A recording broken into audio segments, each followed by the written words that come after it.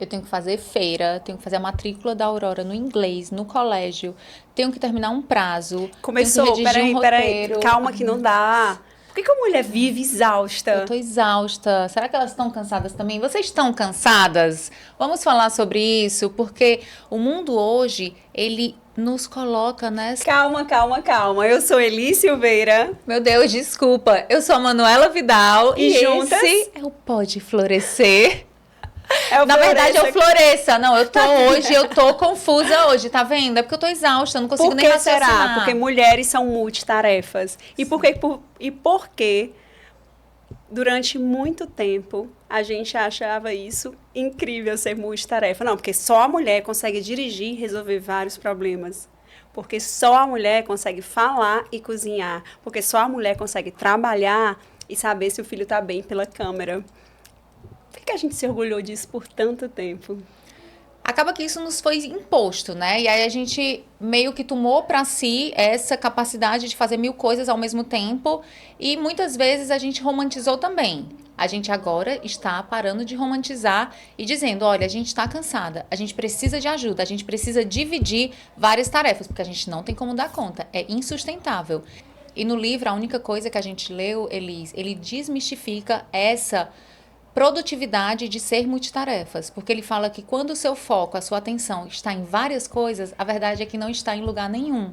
E fazer muitas coisas é errar muito mais vezes. Então você precisa de fato decidir ali o que é o mais importante e se concentrar naquilo. É lógico que ninguém consegue fazer uma coisa só e esquecer o resto. A gente tem ali várias bolinhas, vários pratinhos para equilibrar, mas dentre esses pratinhos a gente tem que definir as prioridades do dia e focar naquilo para fazer bem feito, porque senão a gente vai o quê? Surtar, como eu acabei aqui de surtar, porque eu não sabia nem o que eu estava falando.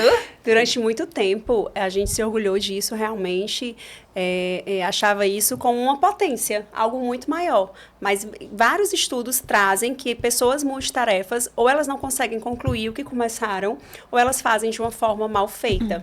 E que as pessoas multitarefas, e aí vem várias mulheres junto, né? Mas obviamente que o homem no trabalho ele pode ser multitarefa, a mulher. E aí vem com essa ideia de que multitarefas gostam de fazer coisas superficiais. Porque realmente coisas mais difíceis, ela requer muita atenção. E aí ele fala que você nunca viu um piloto dirigindo, um piloto de avião dirigindo e olhando a câmera para ver se o filho estava bem. Então, existem algumas coisas que você precisa ter hiperfoco, mas por que que só dirigir, só pilotar um avião precisa ter esse hiperfoco? Por que que eu não preciso ter isso em várias decisões da minha vida? A gente não tem esse hiperfoco em várias decisões e muitas vezes a gente toma decisões pequenas erradas que vão ter uma consequência grande.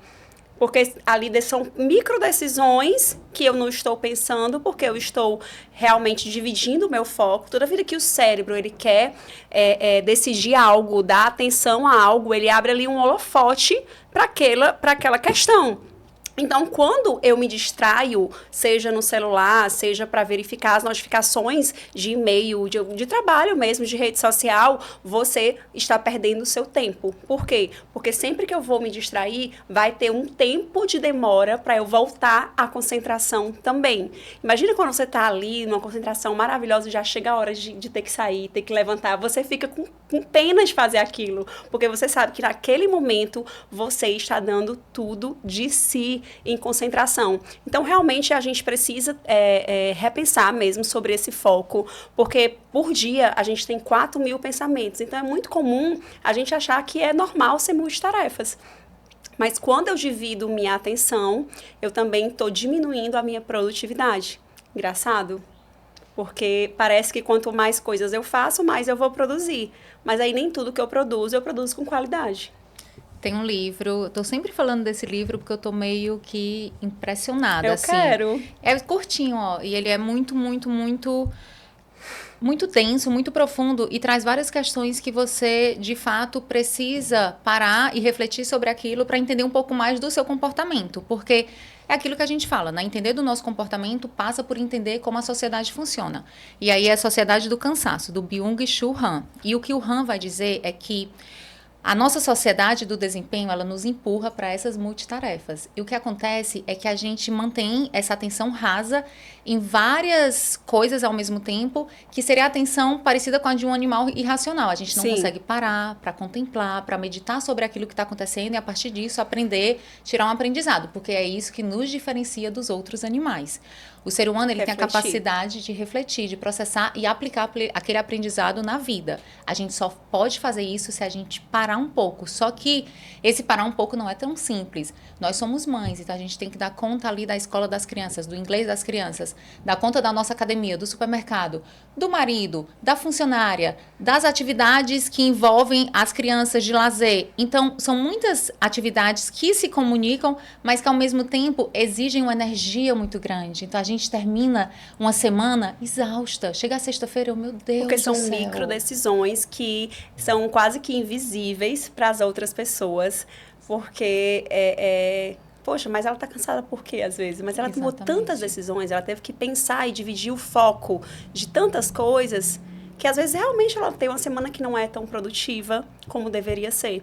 E aí a gente tem sempre que estar se reavaliando e dizendo o que é prioridade. Eu nunca vou zerar essa conta, realmente. Não dá para zerar a conta das demandas, mas eu preciso traçar um plano. Porque se eu não traçar um plano, eu vou viver ali na média de fazer as mesmas coisas, porque as decisões vão continuar lá, as micro decisões, né, vão continuar ali na sua vida, ao seu redor. Mas se você não traçar um plano do que é mais importante, do que eu vou gastar minha energia, a gente se perde.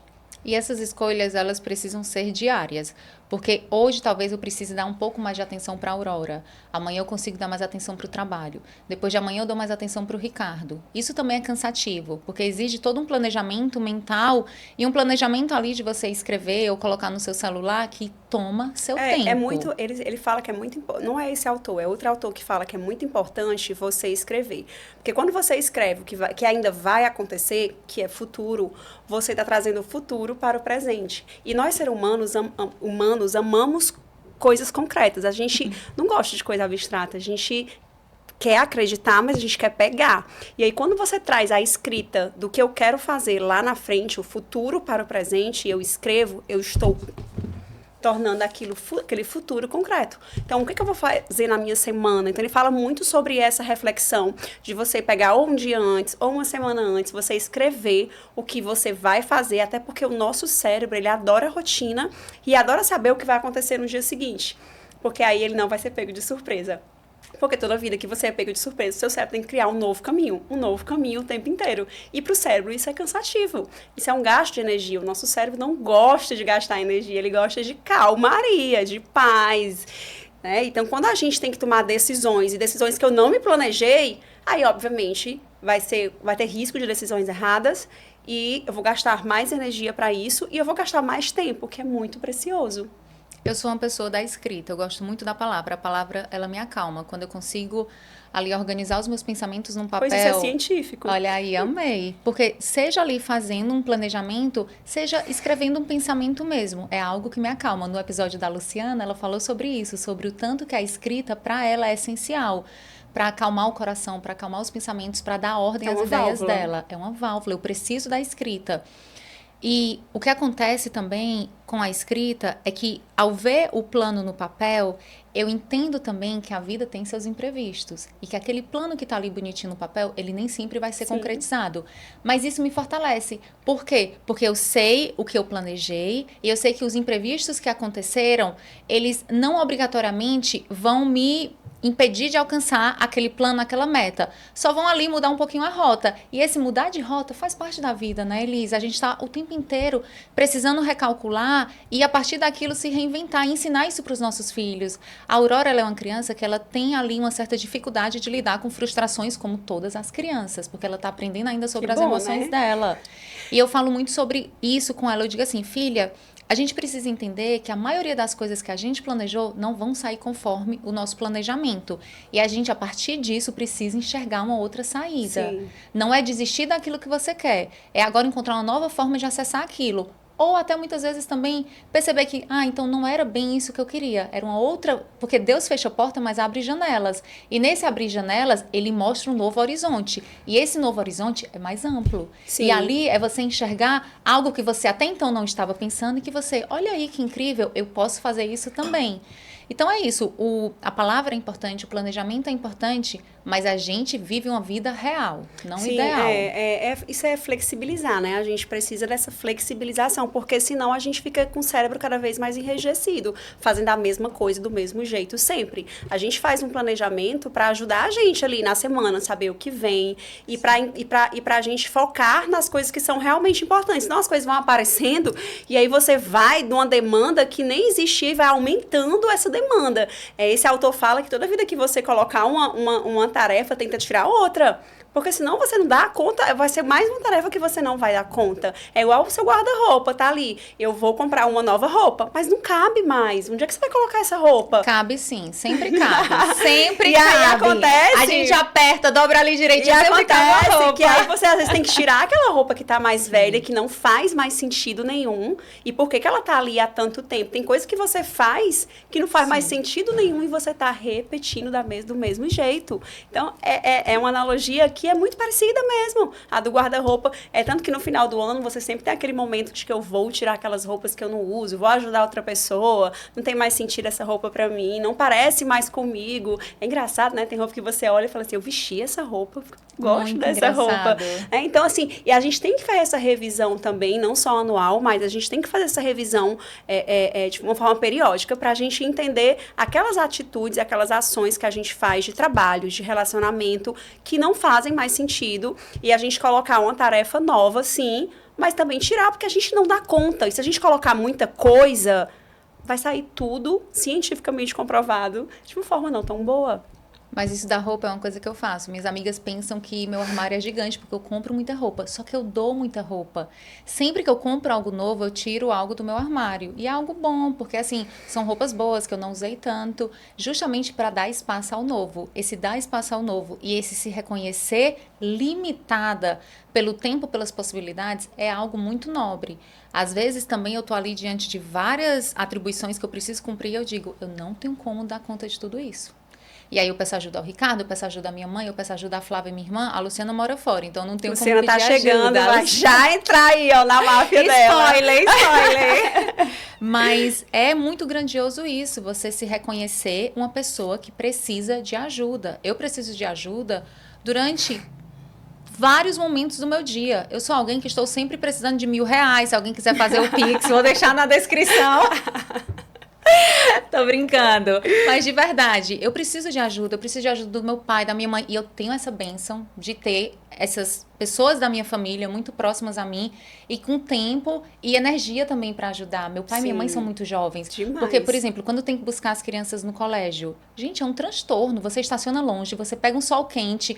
Se eu tivesse ali um pai e uma mãe com dificuldade de locomoção, eu não poderia pedir isso para eles. Então, eu tenho um pai e uma mãe dispostos, disponíveis e com saúde para fazer isso. É uma bênção tripla.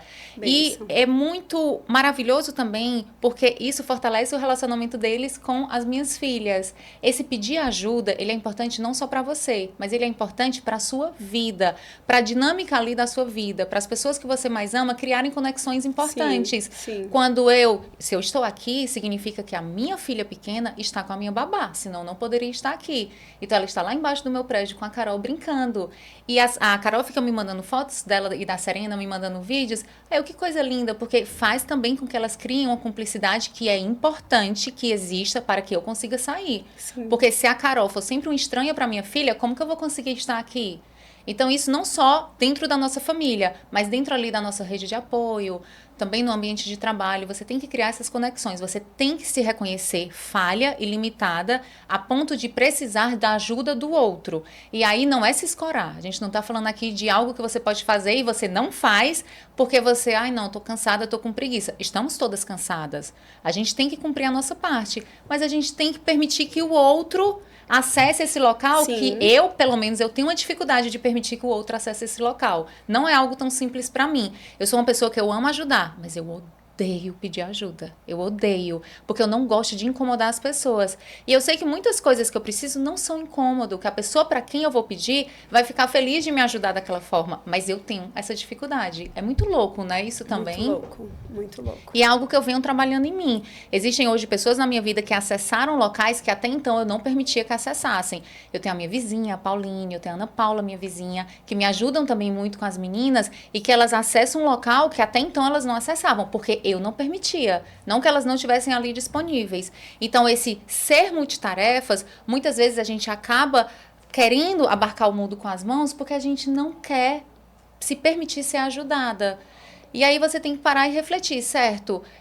Às vezes, realmente, você não tem com quem você contar. A Luciana, minha irmã, mora no Rio e não tem ali uma rede de apoio. Mas tudo tem um lado bom e um lado ruim. Sim. O lado bom é que você se fortalece. Sim. E o lado ruim é que você perde essa comunicação, esse relacionamento, né, do neto, da família. E isso dói. Mas em tudo na vida tem um outro lado. Que isso fortaleceu a Luciana. Isso vai deixar ela mais preparada para algumas situações que ela disse, eu tô só. Então, eu tô só, sou eu comigo mesma. Eu vou conseguir aqui um caminho para eu sair dessa situação.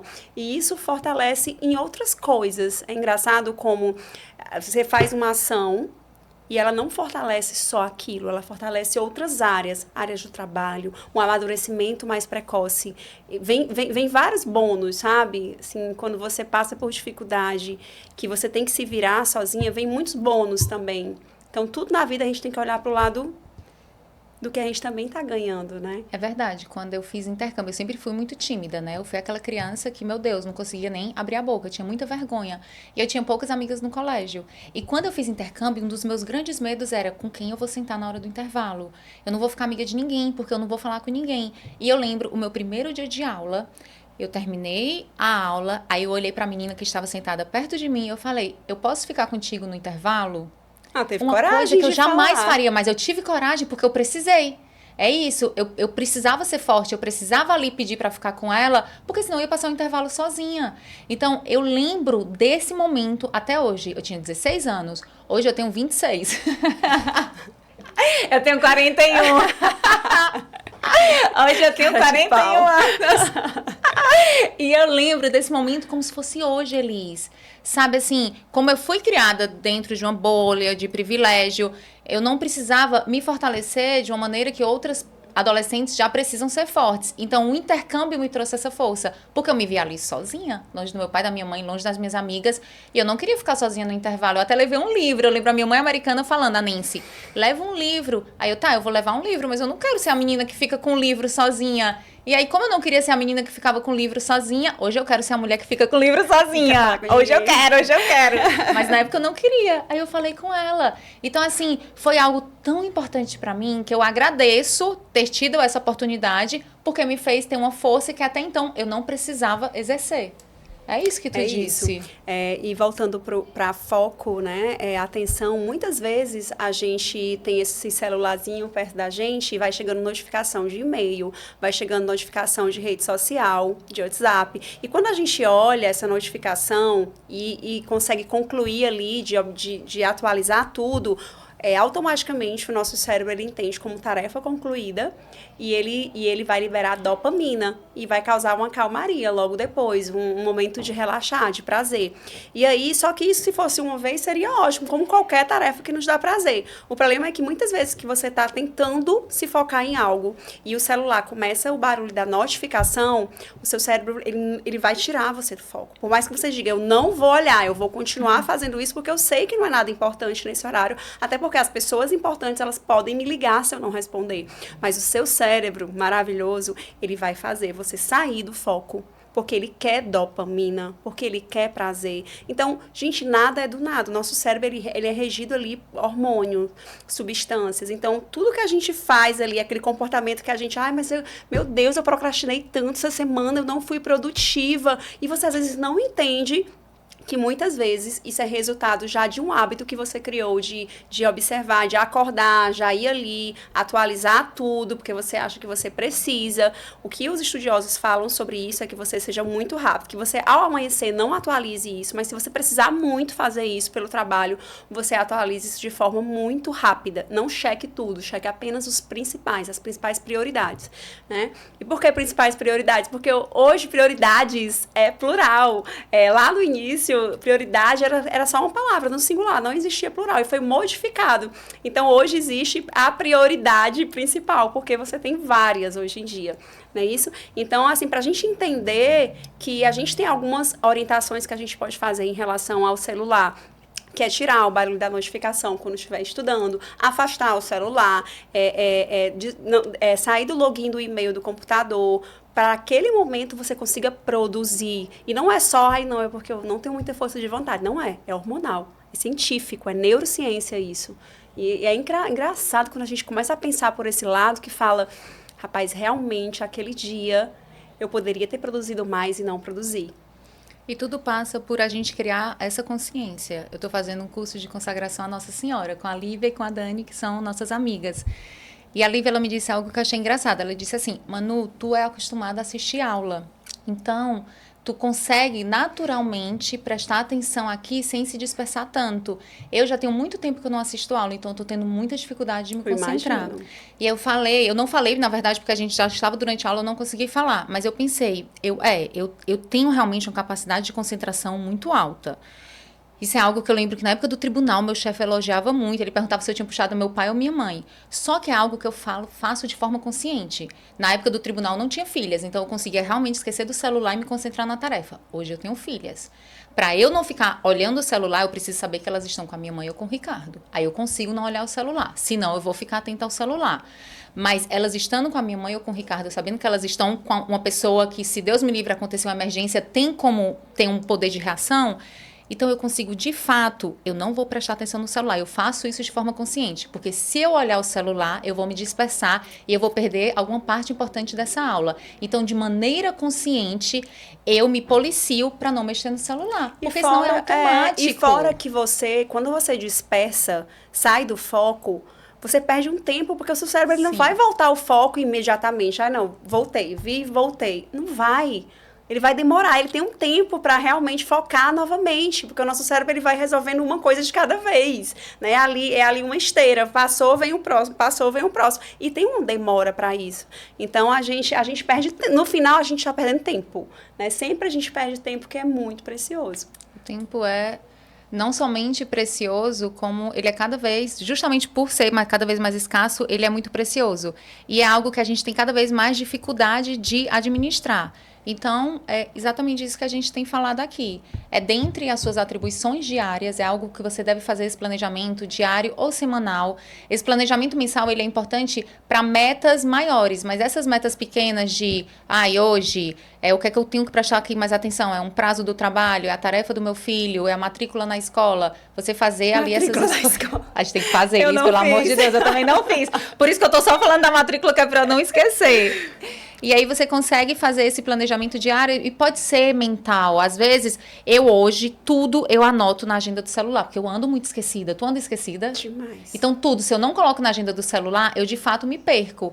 E às vezes eu acabo, não vou esquecer isso. Eu esqueço. Tudo eu anoto na agenda do celular. Porque aí facilita na hora de definir as minhas prioridades do dia. As minhas prioridades da semana. E com isso, eu consigo ali controlar mais minha ansiedade, porque senão também a gente entra nessa. E quando a gente vê essa agenda no dia anterior, a gente pensa que isso vai gerar ansiedade. Não, isso vai reduzir a ansiedade, porque todos nós temos ansiedade. Sim. Então, a gente tem que entender de cérebro pra gente entender como melhorar o nosso, né? Então, quando a gente olha ali no dia anterior o que eu preciso fazer, eu tô acalmando, tô dizendo, vai dar tempo, tá aqui, tá tudo organizado, e o nosso cérebro adora organização, né? Existe uma frase que é a nossa vida segue para onde está a nossa atenção. E a gente tem que ter cuidado onde realmente a gente colocou o pontinho do nosso foco ali na atenção. Amei. A minha dica, então, vai ser pegar a agenda do celular. Eu tenho também agenda física, Mas eu acho que a agenda do celular, a gente está o tempo inteiro com o celular. Isso. Ela é necessária, porque às vezes eu não estou Eu perto acho da que minha tem que ser agenda as física. duas. Tem que ser as duas. Eu adoro o Mas- Manu no domingo, no final de tarde, quando eu estou em casa, pra mim é assim terapêutico, é algo assim que eu consegui fazer e me faz tão bem. É um chá morninho. O meu planner aqui, que o meu planner é só aquele da semana, não é um planner mesmo, é só a agenda semanal. E eu escrevo ali a semana. Às vezes nem sai parecido com o que tá ali, mas me dá uma sensação de paz. Parece assim, pronto, pode começar a segunda que eu tô pronta. E isso é muito bom. É a melhor coisa. É isso. Espero que as dicas tenham sido úteis para vocês também. Um beijo.